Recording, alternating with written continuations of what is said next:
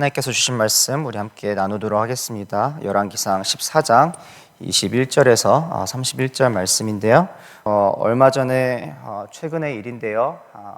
저희 아내가 하루는 저를 이제 앉혀놓고 이제 할 말이 있다고 이제 불러서 이제 이야기를 이제 하는데 다름이 아니라 요즘 이제 현우 저희 첫째가 학교에서 이제 하는 이런 이제 여러 가지 모습들 가운데에 염려되는 부분이 있어서 저에게 부탁을 할 겸 또 이제 잔소리죠. 아내의 잔소리를 들을 또 이제 시간이 되어서 이제 앉아서 같이 이야기를 하는데 현우가 이제 저희 첫째가 학교에서 이렇게 생활을 하면서 간혹 이렇게 친구들과 아니면 어떤 상황에서 이제 특정한 이런 태도를 취하고 반응을 하는데 그 모습이 어디서 나왔냐 싶었더니 저에게서 나온다고 하는 것 같더라고요. 특별히 이제 제가 이제 저희 아이들을 이제 훈육을 할 때 이제 그런 방법이나 자세에서 이제 아무래도 몸이 안 좋거나 피곤하거나 바쁘고 이러면은 조금 이렇게 더 이렇게 말씀과 기도로 준비를 해서 고민을 하고 또 기도를 하고 또 하나님 지혜를 구하고 또 나아갈 어떤 방법 이런 것들을 여러 가지들을 이렇게 도움을 받아서 이렇게 아이를 세우는 것이 아니라 순간적으로 어떤 제 판단 하에 아니면 제가 마음 가는 대로 감정대로 행동을 하거나 어떤 저의 말을 내뱉는 것들이 벌써 저희 첫째 아이가 학교에서 그 모습 그대로를 다른 친구들이나 상황 가운데 이렇게 보여주고 있다라고 이야기를 하더라고요. 근데 이 말을 들은 게 사실 며칠 전이었어요. 며칠 전에 그 말을 듣고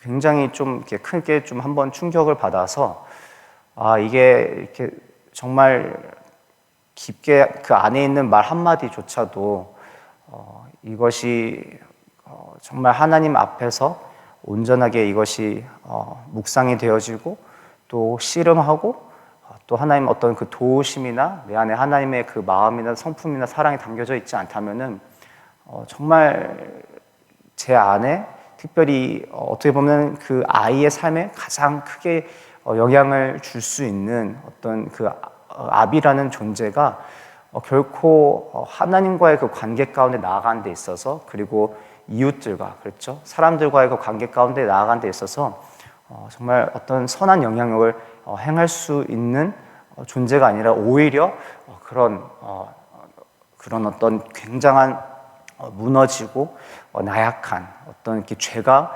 왕노릇하는 그런 모습을 보여줄 수 있구나라는 것을 깨닫는 좀 시간들이 있었습니다. 그리고 굉장히 또 반성을 하고 고치려고 노력을 하고 있는데 그런데 이제 또 저희가 잘 아듯이 이제 한국의 그 사자성어들 중에 요즘은 한국의 이제 한국 이제 커리큘럼 중에 한자가 이제 필수는 아니라고 하는데 그래도 이제 옛날에는 한자가 거의 다 필수였잖아요. 그런데 그 한자 중에 이제 사자성어를 저희가 공부할 때 금묵자흑이라는 단어가 마침 떠올랐는데 뜻이 무엇인지는 다들 대충 아실 거라 생각합니다. 그 먹을 가까이 할수록 검어진다라는 뜻이잖아요. 그러니까 그 말 뜻은 우리가 무엇을 우리 삶 가운데 가까이 하냐라는 것에 대해서 우리가 어떤 영향력을 주고받는지를 이야기하는 사자성어인데요. 우리가 하나님을 가까이 하면 가까이 할수록 하나님의 그 성품, 그 거룩하심, 온유하심, 또 자비하심, 은혜로우심, 또 그의 그 사랑하심, 그 여러 가지 것들을 우리가 누릴 수 있는 반면에 또 우리가 우리들의 우상이나 우리의 탐욕, 우리의 만족 가운데 머물면은 또 그것 가운데서도 우리가 자연스럽게 영향력을 끼치는 것을 우리가 발견하게 됩니다. 그런데 특별히 우리 자녀들 삶 가운데에 우리 배우자 삶 가운데 정말 친밀하게 가까이 하는 많은 이들 가운데에 우리는 과연 오늘 하나님께서 허락하신 그 빛과 소금의 소명대로 서로에게 또 가정을 넘어서서 또 직장과 교회 공동체 안에 그렇게 귀한 소명을 감당하고 또 빛과 소금의 역할을 감당하고 있는가? 아니면 반면에 정말 오늘의 그 본문들처럼 지금 우리가 계속 열왕기상에서 보는 것처럼 과연 우리는 우리의 삶을 통하여서 우리의 우상의 영향 아래 놓여서 다른 이들에게 또 그런 악한 영향력을 또 은연중에 또 알게 모르게 끼치고 있지 않을까 좀 점검하는 시간들 가졌으면 좋겠습니다. 오늘 한번 같이 말씀을 보실 텐데요. 그런 관점에서 또 우리가 5월엔 또 가정의 달이잖아요. 우리가 배우자를 생각하면서 우리 자녀들을 생각하면서 오늘 본문을 보면 좋을 것 같은데요. 오늘 본문에 들어가기 앞서서 한 가지 제가 설명을 드리고 싶은 것은 열왕기상 그리고 열왕기 하에는 다윗 왕가의 계보를 소개할 때 나타나는 여러 가지 특징들이 있습니다.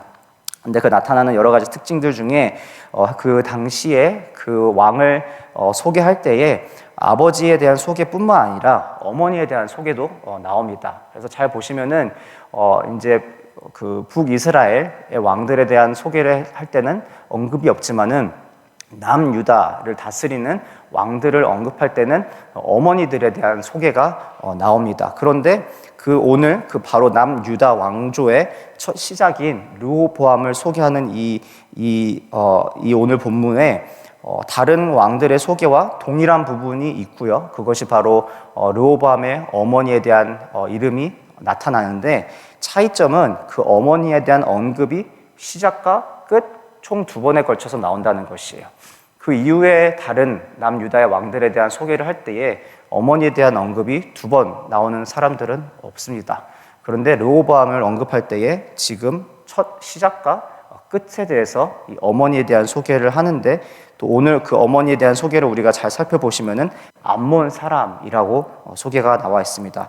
21절 우리가 함께 같이 보시면은 지금 르호보암에 대한 간략한 그 배경이 소개가 되고요. 솔로몬의 아들이었고 그리고 그가 왕위에 오를 때에 41세였고 그리고 하나님께서 자신의 그 이름을 두시려고 택하신 그 성읍 예루살렘에서 17년을 다스렸다고 합니다. 그리고 이제 나오는 소개가 그의 어머니의 이름은 나아마요.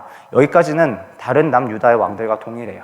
동일하게 남유다의 다른 왕들도 그렇게 어머니에 대한 소개가 나오는데 그 뒤에 나오는 소개가 암몬 사람이더라 라고 나와 있습니다. 자, 여기까지 보면은 그냥 우리가 어느 곳을 가나 우리 자녀들 학교를 등록하거나 어디 프로그램이나 어디에서 우리가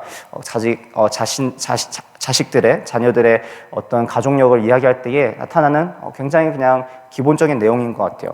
문제는 22절을 보시면은 유다가 여호와 보시기에 악을 행하되 그의 조상들이 행한 모든 일보다 뛰어나게 하여 뛰어난 일을 하긴 했는데 좋은 쪽으로 하지 않았고 하나님 보시기에 악한 쪽으로 이 일을 행했는데 그 행함의 정도가 그의 조상들이 행한 모든 일보다 더 심했다고 소개가 나와 있습니다. 그의 조상들을 생각하면은 사실 그 선대의 왕들이 많지가 않습니다. 우리가 기억하기로는 사울이 될 수가 있고 다윗이 될 수가 있고 솔로몬이 될 수가 있는데 그들이 행한 모든 일들보다 그러니까 사울이 범했던 범죄보다 다윗이 범했던 범죄보다 솔로몬이 범했던 그 범죄보다 아니면 그 이전으로 더 나아가면은 사사 시대 때 그렇죠 또 여호수아 정복 시대 때 또 모세 광야 시대 때 그 모든 조상들이 행했던 그 모든 악한 것보다 지금 이 왕이 17년 동안 다스리는 그 시간들 가운데 행했던 그 모든 일들이 더 악하다고 소개가 나와 있는 거예요. 그리고 나서 그 범한 죄로 여호와를 노엽게 하였고 그렇죠.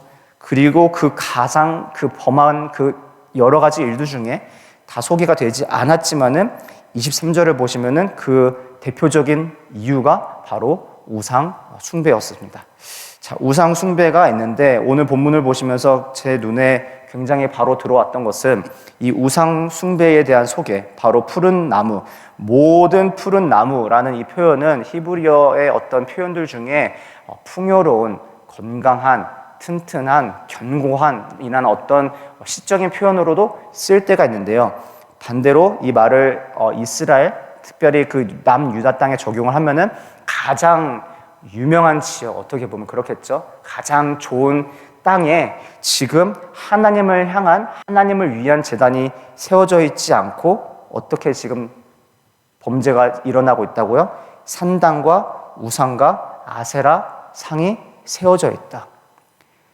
그러니까 가장 어떻게 보면은 좋은 곳곳마다 사람들이 모이기 쉽고 아니면 이것이 비옥한 땅이어서 풍년을 일으키는 밭이 될 수도 있고 이 가장 좋은 어떤 그 자리나 아니면 산 위에서나 이 산 위에서란 어떤 이 표현도 단순히 어떤 고지가 높은 그런 어떤 지형을 뜻하는 것이 아니라 산 위와 모든 푸른 나무 아래는 사람들이 모이기 쉬운 또 농사나 또 풍요로움과 또 성공과 안정적인 건가 또 어떤 다양한 좋은 긍정적인 그 뜻에서 사용되는 표현이 될 수가 있는데 지형적으로도 그럴 수 있지만은 지금 우리가 이것을 어떤 신앙적인 눈으로 바라봤을 때에 그 모든 그 지역의 좋은 곳에서는 지금 우상 숭배가 행하여져 있더라라는 것을 볼 수가 있는 것이에요.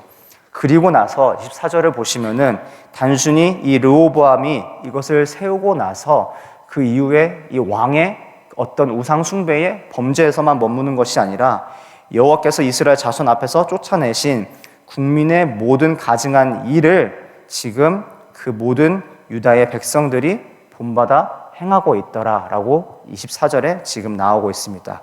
자, 그렇다면 이 출발이 어디서부터 시작을 됐을까 했을 때 바로 그 근거가 21절에 있는 것이에요. 바로 르호보암의 어머니에 대해서부터 출발을 할 수 있다라고 볼 수가 있습니다. 이것은 어떻게 보면 한 사람의 잘못이 아니라 한 사람의 어떤 책임이 아니라 더 궁극적으로 나아가서는 바로 아버지였던 솔로몬 왕의 그 범죄가 아들의 세대 때에 지금 이어져 나오는 것을 우리가 볼 수가 있고요. 솔로몬 왕, 아버지였던 솔로몬 왕이 하나님의 말씀을 거역하고 금, 은을 모으고 말과 병거를 모으고 그리고 여인들을 두어서 사랑하였던 그 범죄하였던 그 말씀을 거역했던 그 죄가 이제는 넘어와서 르호보암의 삶의 시작부터 그리고 오늘 끝에 나오는 이 어머니의 소개처럼 그 마지막 일생의 끝까지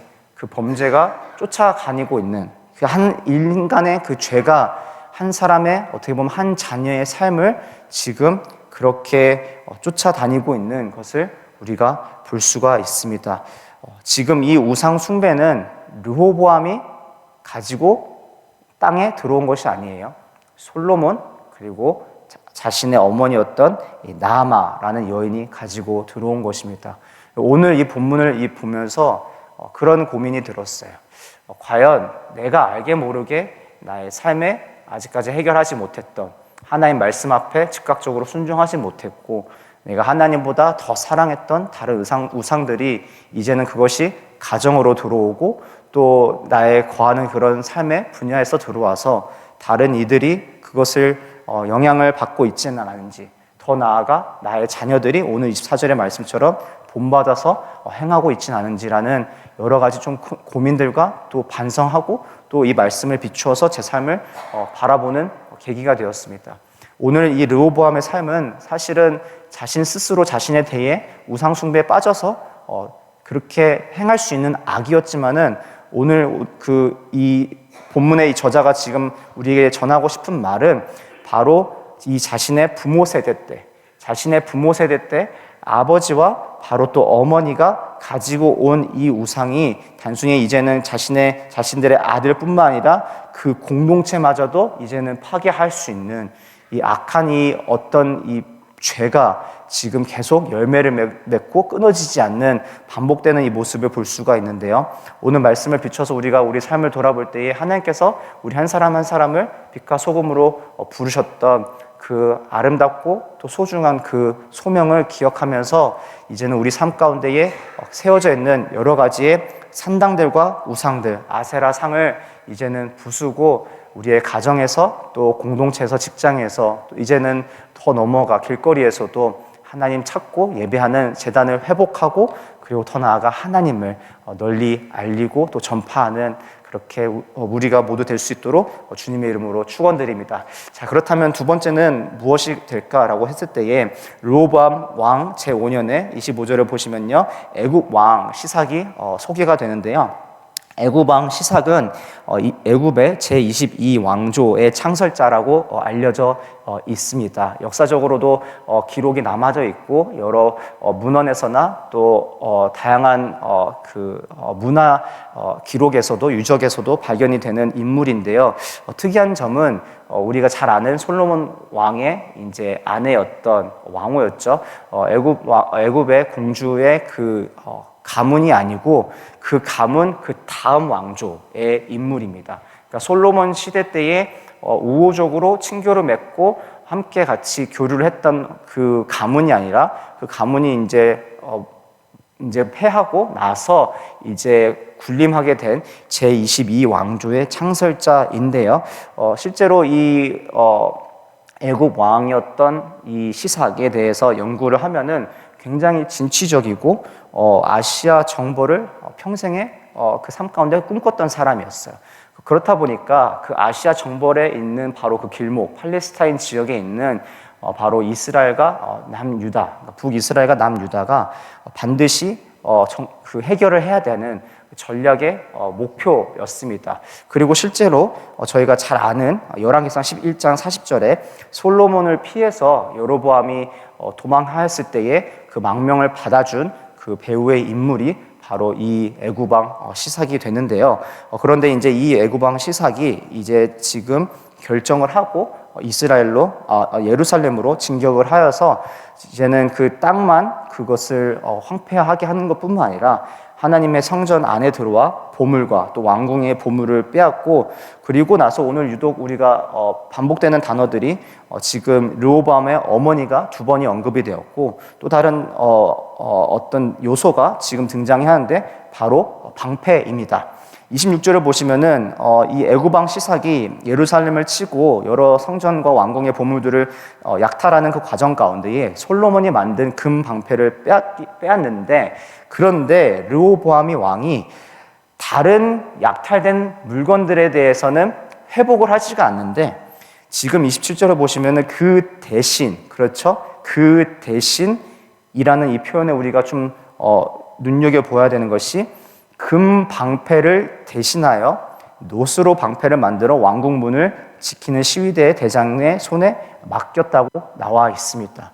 자, 놋은 금만큼의 가치가 있지 않은 거지만은 금만큼이나 굉장히 반짝이다고 합니다. 제가 실제로 이 놋으로 만든 방패나 금으로 만든 방패를 본 적이 없어서 이거에 대한 어떤 평가를 객관적으로 내릴 수는 없지만은 학자들의 의견을 따르자고 하면은 금만큼 반짝이던 것이 놋이라고 해요.